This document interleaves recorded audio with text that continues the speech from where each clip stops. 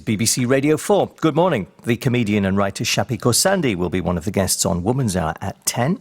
But first, live from the Royal Society of Arts, we join John Wilson.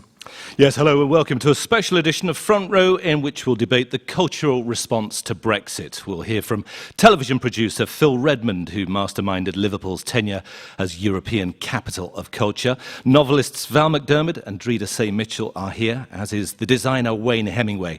Actor and director Samuel West joins us. He chairs the National Campaign for the Arts. And Rufus Norris, the artistic director of the National Theatre, is also with us, as is an audience at the Royal Society of Arts.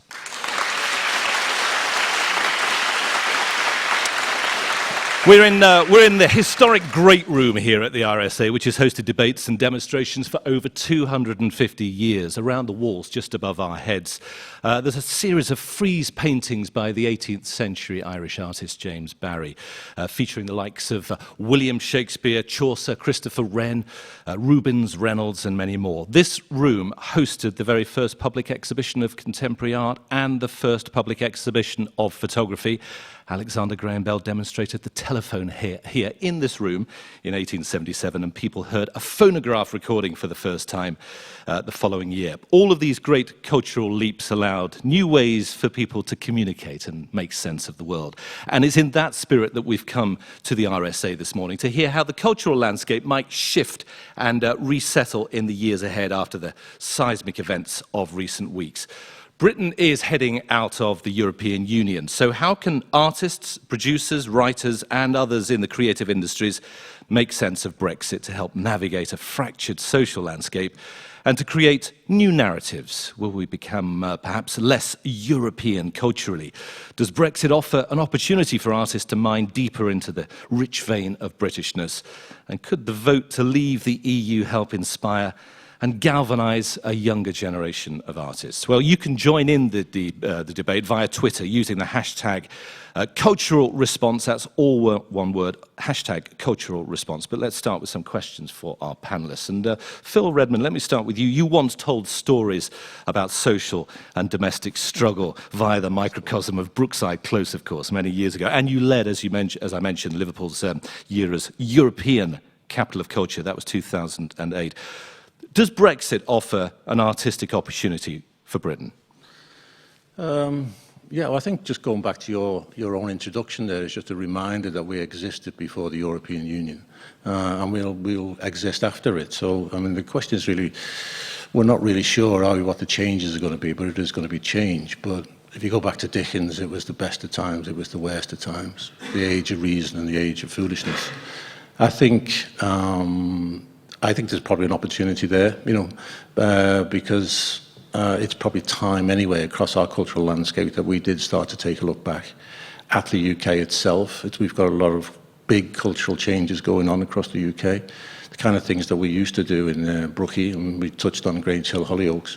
And now I haven't actually stopped. I'm not really a used to be yet. I'm now doing it in novels, But I think from the European Capital of Culture 2008. Just a couple of bold statistics. In 2008, we got the European Capital of Culture. Everybody assumed that Europe gave us a lot of cash. They didn't. They were supposed to give us 600,000 euros to help print the new letterheads and things, which I don't think it ever arrived. So the city did it all itself with mainly non-central government funding and private funding. But out of that, was a renaissance of the city, and what we did is use culture and art to remind everybody in the city who and what we were. We were at one time both the richest and the most culturally vibrant city in the world, at the turn of the 19th century. And 10 years on now, the European funding stream up to 2020, from 25 years, has delivered about £100 million a year to the city region. The visitor economy now, this year, has doubled from 2008 to £4 billion a year. Right, so that can-do attitude that you're talking about, that can be applied to other urban centres in Britain, and it's urban centres. Yeah, take the caveat that the European funding helped sort of reinvigorate the city, but it was culture that actually focused everybody within the city and made them rediscover who they were, And so that £4 billion a year now dwarfs It's actually been reduced now to £33 million a year from Europe. And that's gone up, I say, double since 2008. And it's still driving, and it's all cultural arts driven. Really. Right, okay. Val McDermid, best-selling crime writer, of course, who's sold more than 10 million books around the world. And Val, you voted for Scottish independence from the UK, but for the UK to remain part of the EU. Is this a new opportunity, as far as you're concerned, to define what it means to be Scottish through art and literature in your case? Well, actually, that's what we've been doing in Scotland for the last 40 years. After the first devolution referendum in the late 1970s, Scotland started to look at itself very closely and to think about who we are in the modern world. For too long, we defined ourselves oppositionally. We said, we're not the English. And now we started to look at ourselves in different terms about who are we? What are our aspirations? What kind of country do we want to be? What kind of people do we see ourselves being in the 21st century and beyond? And what it turned out to be is that we've moved away quite drastically from the old Braveheart nationalism of pounding our chest and saying we're Scottish, to a much more civic nationalism, which is about saying, if you choose to come here and cast your lot in with us, we will welcome you, we will make you part of us. And a lot of that discussion has happened within the world of the arts. It's happened in drama, it's happened in literature. And I think one of the reasons why Scottish crime fiction has come from nowhere to be so vigorous is that the crime novel in particular lends itself very well to the exploration of social circumstances, of social realism. But that's not to say that other writers in Scotland haven't also been doing these kind of things, asking these kind of questions. You have Alistair Gray's Lanark kicking off one whole school of thought. And then you have novels like James Robertson's And the Land Lay Still, which is essentially an examination of what it means to be Scottish and to believe in Scotland moving forward. And I suggest that this is an opportunity for the rest of the UK to do something similar, to think about who we are, to remake those myths. We don't have to accept the historic myths of who we are. You know, you're absolutely right, Phil. Before there was the EU, there was Britain. But Britain didn't stand alone as an island. Britain had its support came from the colonies. The raw materials came from the colonies. We used their labour. We used their raw materials. We sent our products back out into the world. We weren't this tiny little inward-looking island state. And I think this is a chance for artists to help us to explore who we are in an outward-looking way as well as an inward-looking way. Yeah, well, let's hear from your fellow crime writer, Dreda St. Mitchell, as well. And Dreda, born to Caribbean parents, grew up on an estate in London's East End, trained as a teacher, worked in education. Dreda, you voted leave in the referendum, and in a way going against the grain politically of the British artistic community. Do you think that artists fail to properly represent the concerns of many people, the majority even, about life in Britain? I think I would challenge, first of all, this definition of going against the grain of the British artistic community, because it's who we decide are the community. I'll tell you what happened to me this morning. I came here, I arrived bright and early. I said, I'm here for front row, and what I was told was the audience it starts at 9 o'clock. So the immediate perception is, here I am as a black woman, I'm here as an audience member. I can't be somebody here to talk about culture. And I think for me, that's the biggest thing that has come out of the referendum, is we keep talking about our narrative with Europe, our narrative with the world. The biggest thing that has come out is us having to look back at our relationship to ourselves, our relationship to being British. And you know, for me, one of the biggest things in culture that has been talked at for years and years is this whole thing about access and diversity. And I actually think those are pretty words for discrimination. Why is it in Britain that lots of different groups actually aren't represented at the top? So for here we are at the RSA in London, and I would suggest that we're not a representative group of the people who live in London. I don't think the panel is a representative group of people who live in Britain.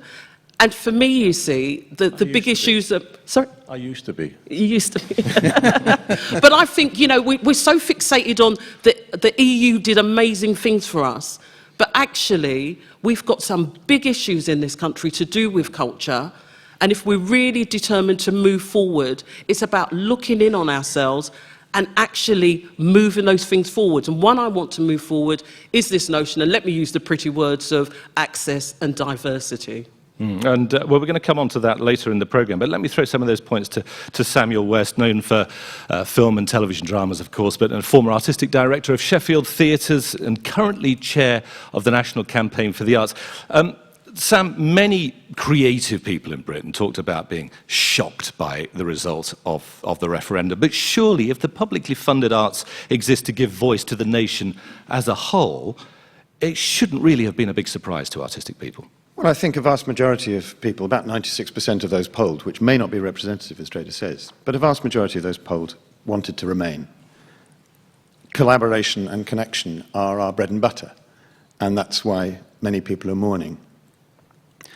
But I think for the rise of xenophobia in this country, the fear of the strange, we absolutely must take responsibility. We all must.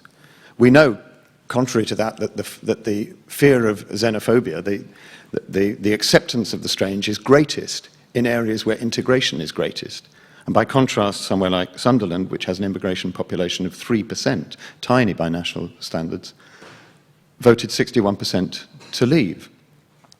Now, if globalization's losers feel ignored and threatened and scapegoat and dehumanize the other, outsiders who they blame for those feelings, then artists absolutely must be there to help explore that frustration.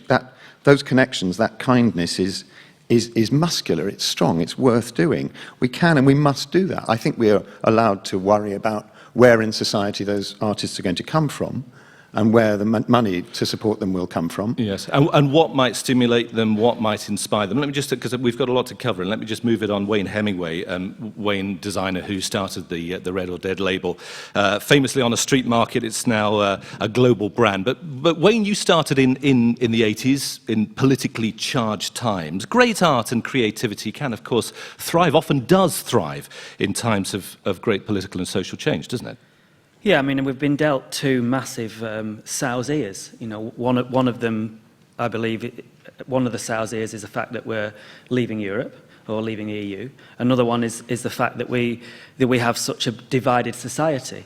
And both of them, we have to take something positive from it. You know, we can't go around in mourning for very long, and the creative industries are brilliant at turning sow's ears into silk purses. That's what we do.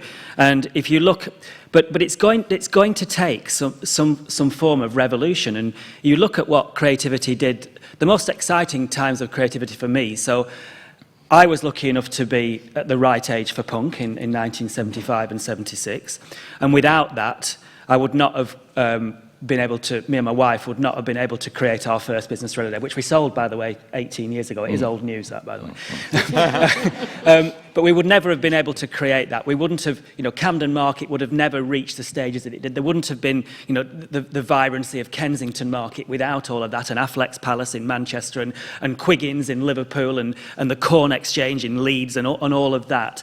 It was a youthquake. If you look back, and the same happened in the late 80s and the 90s, that the rave culture was born out of police oppression, you know, a government that was stopping people having fun. And in the 50s, rock and roll came out, and everything that came out of the Festival of Britain and all of that came out of the great design and the youthquake of the 50s came out of a Second World War.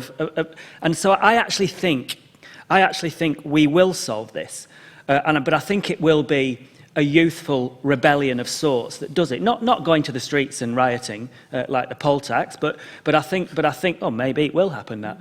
But I think there will be a massive rebellion at the moment. Well, I want to bring in some more artists who are in the audience, because the policymakers are conspicuous by their absence in this debate, and we've done that on purpose. We know that one of the key vote leave hotspots in Britain was the northeast of England. Two artists who grew up in Newcastle are the Turner Prize nominated sisters Jane and Louise Wilson.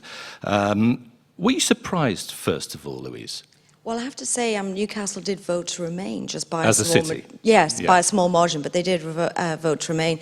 But actually, in a way, growing up in the northeast, as we did in studying there in the 80s, you kind of, we were growing up in a sort of Thatcher period, in a sense, and at a time when, although there was a vibrancy in London, there was kind of clearly, serious sort of cuts in the northeast, which is still continued. But having said that, we came out of a great group of artists who are now, Turner Prize winners, international curators, gallery directors.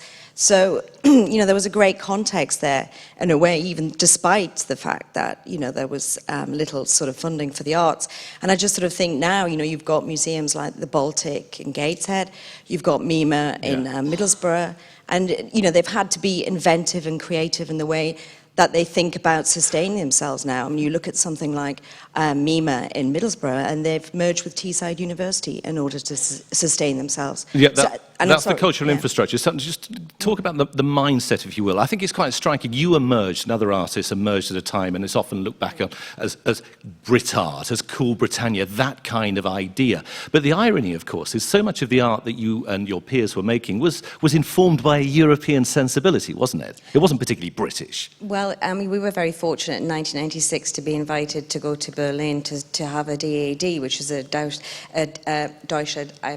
I've forgotten the name of it now, sorry. It's yes, thank you, Louise. But yeah, it was a great opportunity because basically it meant you lived in Berlin, you studied there, you also met and saw other artists, you had a free studio, you kind of spent a whole year there, and it was a very, a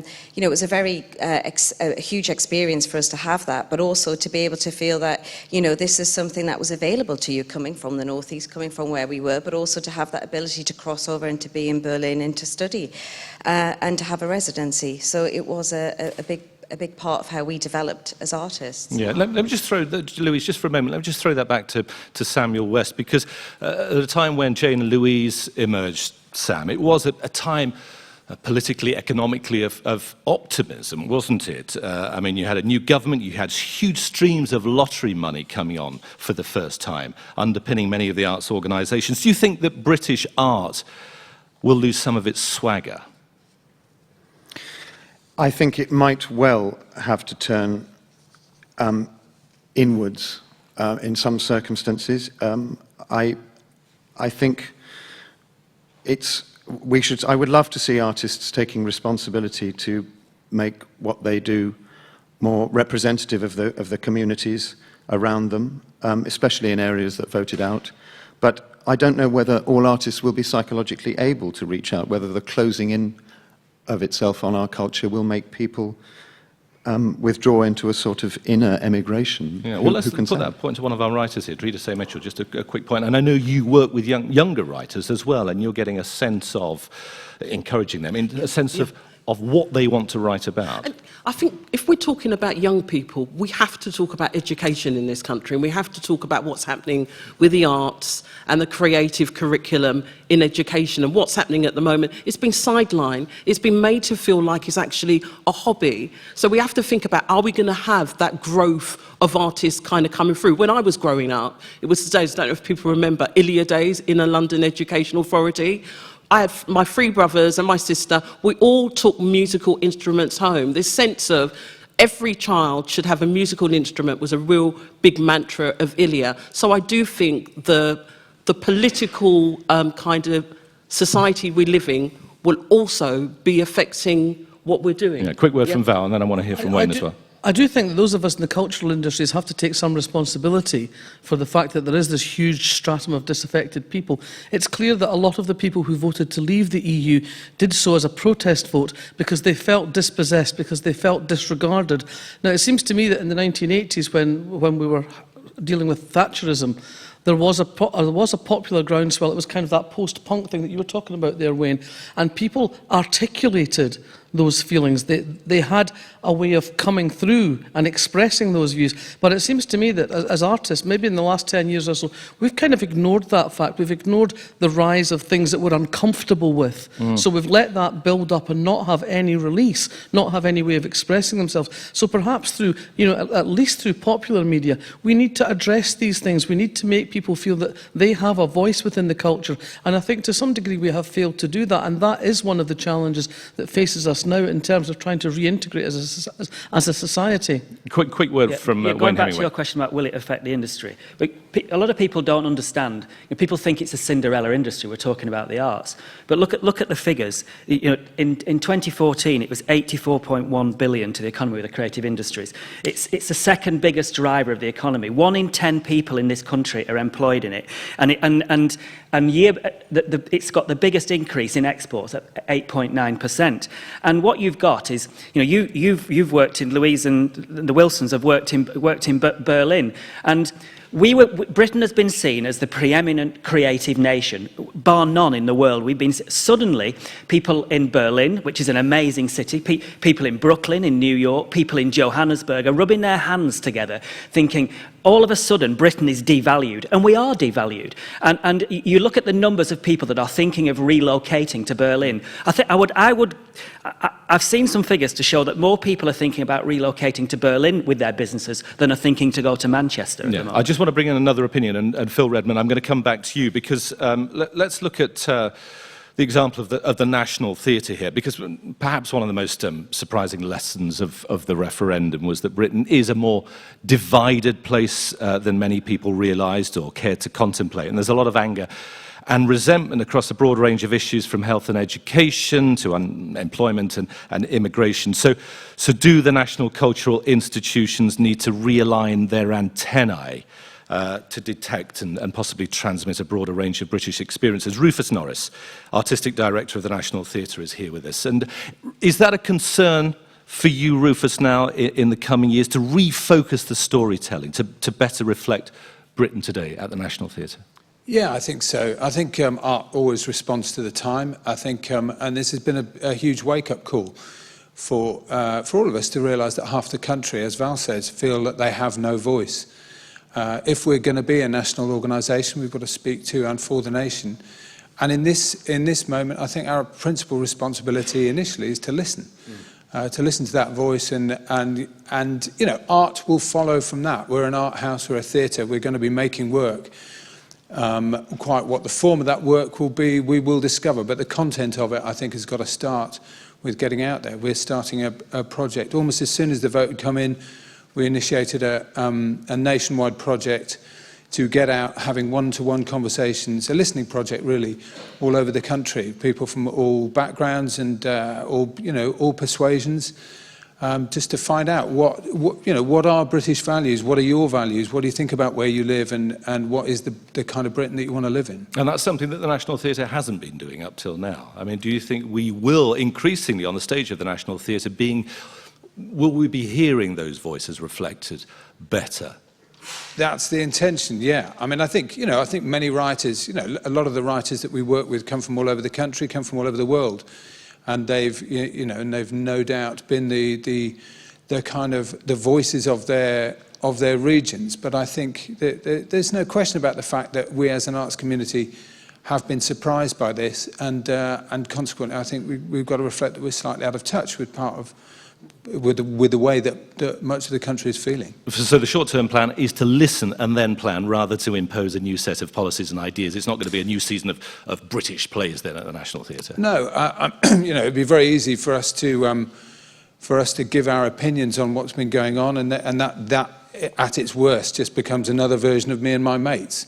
Phil Redmond, I know you wanted to come in, but just let me throw that point back to you, because in 2008, I spent a lot of time with you in Liverpool, and what was very impressive there, when you were hosting European Capital of Culture, you had the big organisations working, but also a lot of grassroots organisation, and we heard a lot of the people's voices. It was very much, you said it was the people of Liverpool who won that bid, and they were sort of innately European in that way.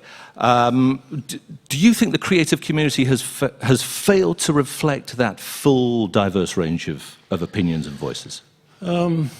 I think no, that's too easy to say, really, because we all operate within a bigger construct, and I think what's always missing from these debates, and when you were talking earlier about the vibrancy of the 70s and 80s and things, what everybody forgets is the massive explosion of the media, that happened towards the end of the 60s, 70s, into the 80s.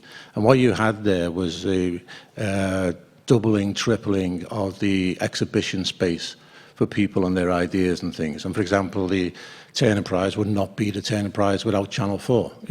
And what's happened there since the 80s, and actually since the 1990 Broadcasting Act, is media and television being the dominant form has retreated more and more to London. And then London gets engaged with the national, international debates.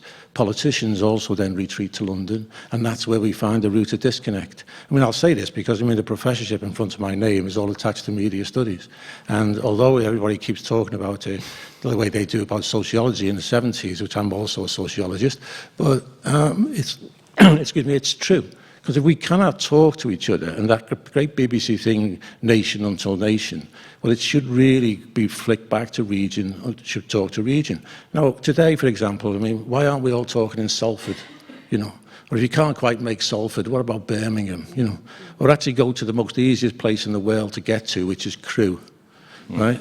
But that is the plan, though, Phil. Watch this space. Front Row will be taking this debate around the country. I hear. But let me just throw it back to you, because you talked about being professor of media studies and all that. But a lot of people still think of you as the man who started Brookside. What about the role of the soaps? A lot of people would say that the soaps on television—that's the real national theatre. You're sitting next to Sam West, whose father Timothy West recently been in EastEnders. Yeah. The role of the soaps in telling the story of what has happened, what might happen. That's why I'm a used to be in soaps.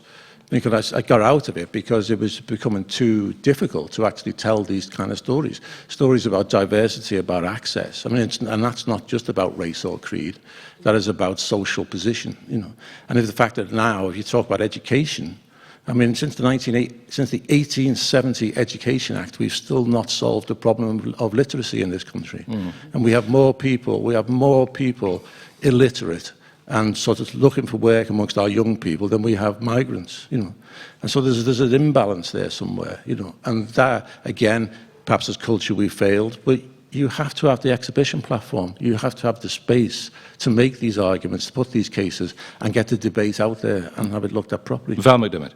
I think one of the problems that we face at the moment is the urgency of this situation. We really didn't expect to be here. So in a sense, we hadn't been thinking about it very seriously, very much, for very long. In Scotland, we've had the luxury of a long time to have this debate among ourselves.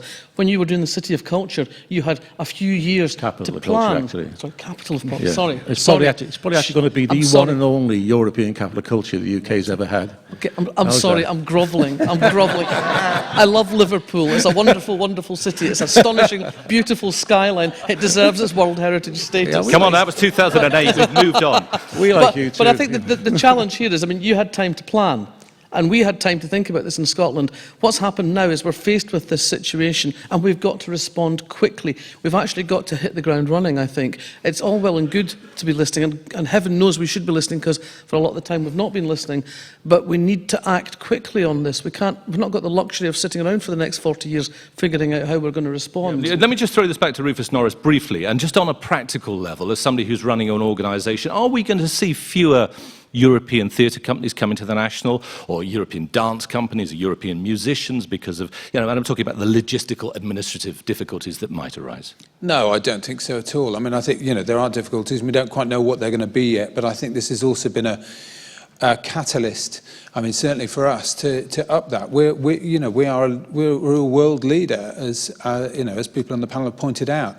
Particularly Wayne was talking about this in the creative industries and in culture, and we're not going to give up that position. I think this, for us anyway, is going to spur an increase in our collaborations with European partners and our international work. It's that, being isolated is bad for a culture and is very, very bad for a society, and there's no way we're going down that path. And are we not being a bit polite about all of this, really?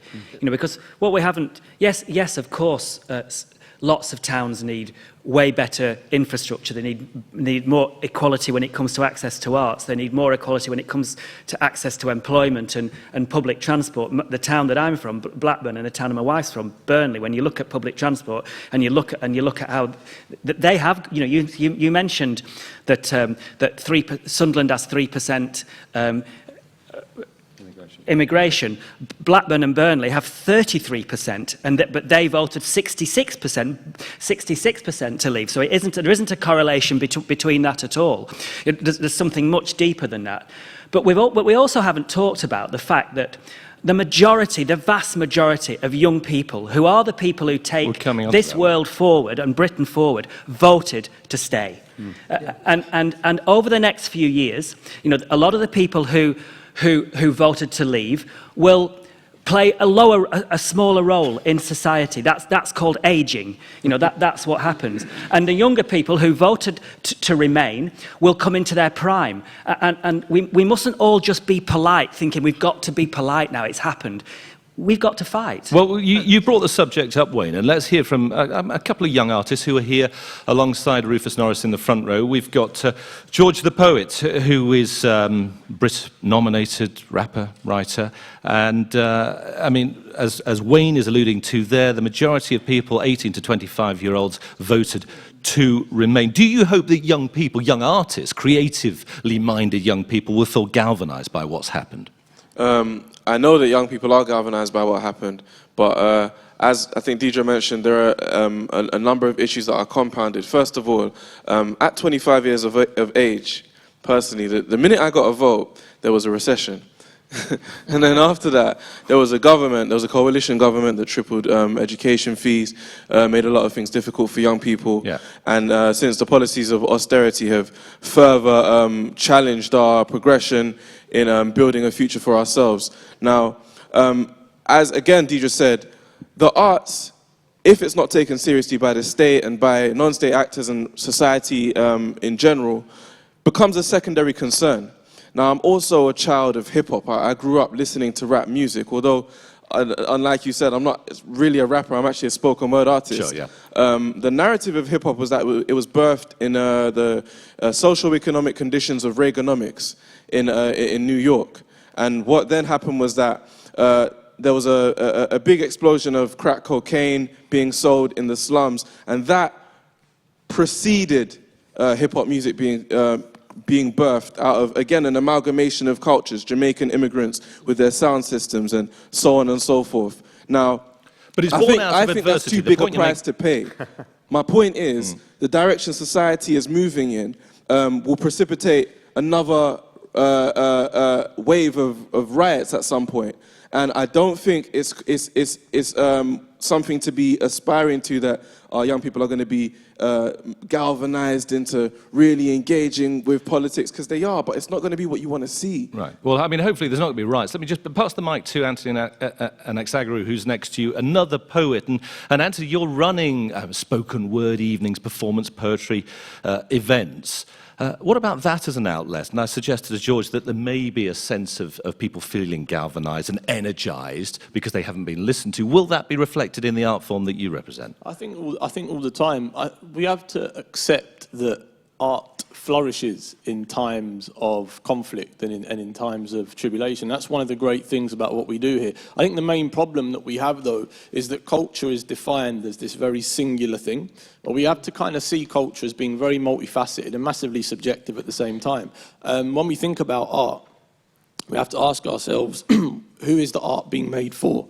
And on what? And what's its function, what's its purpose? So working with young people in schools, I've come to see how art can ameliorate a lot of these tensions that have been created by the current political climate. And I think it's within that people want to come to see poetry, want to hear, but it's why they turn to art, because they look for some kind of solution. of some kind of solace from an understanding in a way that transcends the political, that transcends the strict rhetoric that you find in Westminster and from the press houses. This is the most important thing. And I think to undermine that, which is essentially what has been happening over the last 5 to 10 years, to undermine that, and even from an education perspective as well, to not invest in it fully, is to do a massive disservice to the people of an entire country. Those are very laudable ideals. And Dreda, let me throw it back to you, because I mean, what Anthony's suggesting there is that the arts serve some kind of social purpose in a way. But I mean, most art is made because people have something to say. It's a means of personal expression. They do it for themselves primarily, don't they? No, and also you want people to watch it. You know, when I write my books, I want lots of people to buy my books. But just to pick up on a couple of other points, you know, Wayne was talking about young people. I find it really, really rude when we start talking about older people as if they're already dead.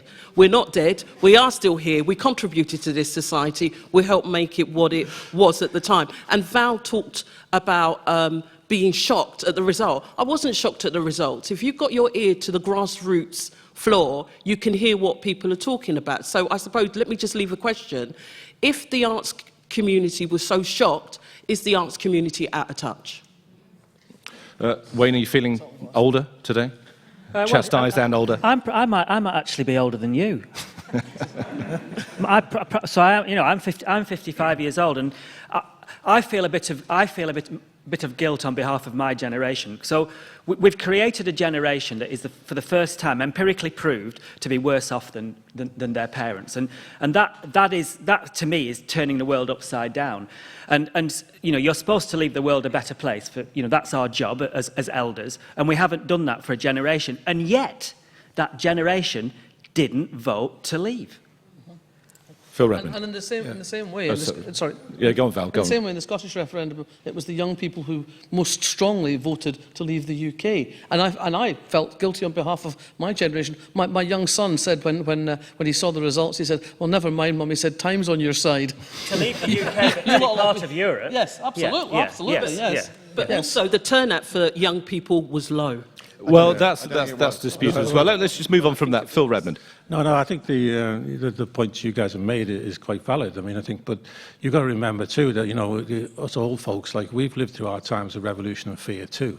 You know, I mean, you guys haven't grown up with the nuclear winter hanging over your head every day, you know.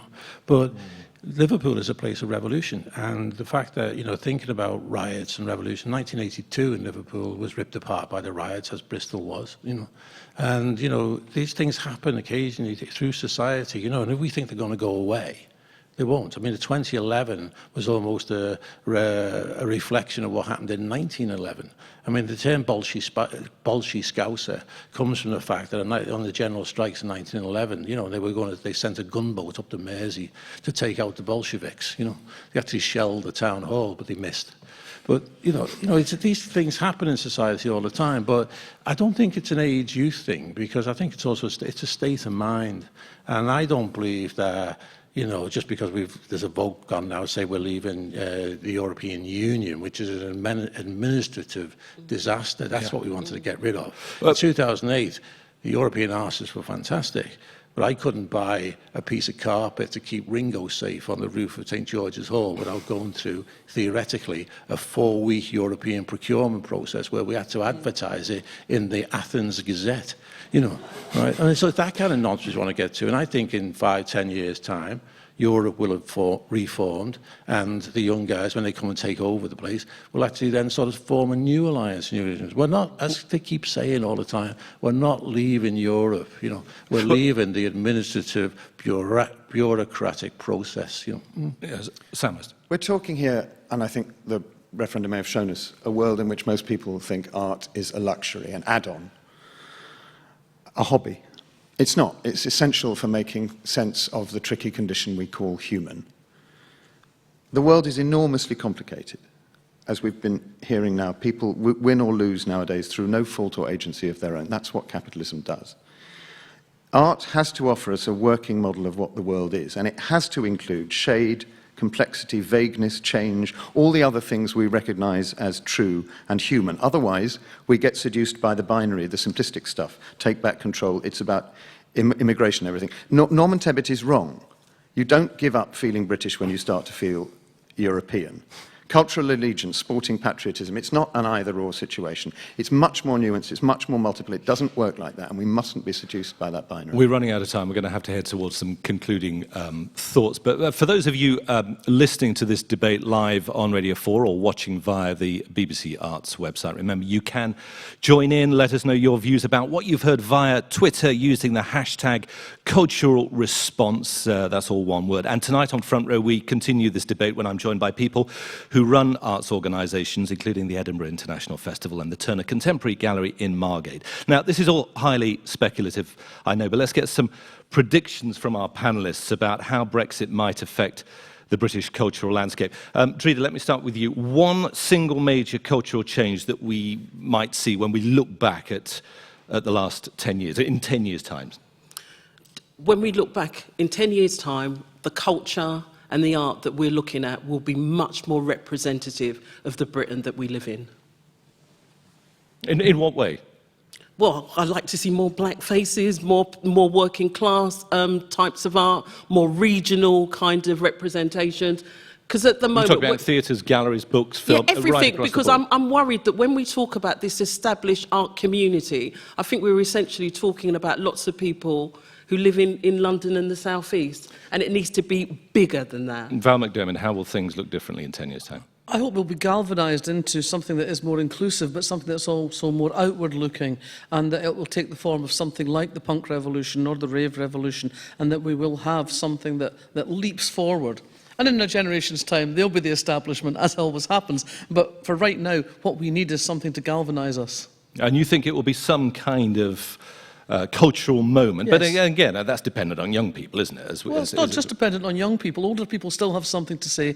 I still feel like a young Turk. I don't think that my ideas have calcified just because I'm no longer in my 30s. I think that right across the board, we have things to contribute. It's not just about young people. Yeah. Wayne Hemingway, middle-aged and angry? Yeah. Well, yeah. We will definitely have a youthquake. You know, that is coming. I think we'll see young people more engaged in politics. But I do think that we will still remain European, and we'll put two fingers up to the people who don't want us to remain European. We'll just find a new way of doing it.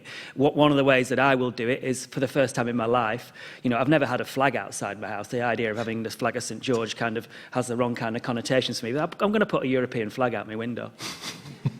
A provocateur. Phil Redmond. Well, I'm old enough now to keep using that William Goldman misquote, which is nobody knows nothing. So we just don't know. We know the future's going to happen. We never know when it's going to arrive. But what I hope will happen is that, as we're beginning to see, London is realising that it no longer should be focused on looking to Europe. It should actually be focused on looking to the rest of the UK. And I think the big cities outside London will do what Liverpool's always done, which is go down to the banks of the shore and look out to the world and remember where they are. Yeah. Samuel West, concluding thought very, very quickly, please. The big question is, what do we want the next generation to inherit? We have to defend the live, we have to defend free public spaces, places we can go to be without spending money. And I hope somebody makes a Cathy come home for immigration. Well, we're going to have to leave it there, I'm afraid. The debate continues online. You can have your say, as I mentioned, via Twitter using the hashtag cultural response. There'll be more discussion about the art of Brexit Britain on this evening's edition of Front Row. Do join me at 7:15. But for now, my thanks to Phil Redmond, Val McDermid, Dreda Mitchell, Wayne Hemingway, Samuel West, Rufus Norris, and all the other guests here in the great room of the Royal Society of Arts.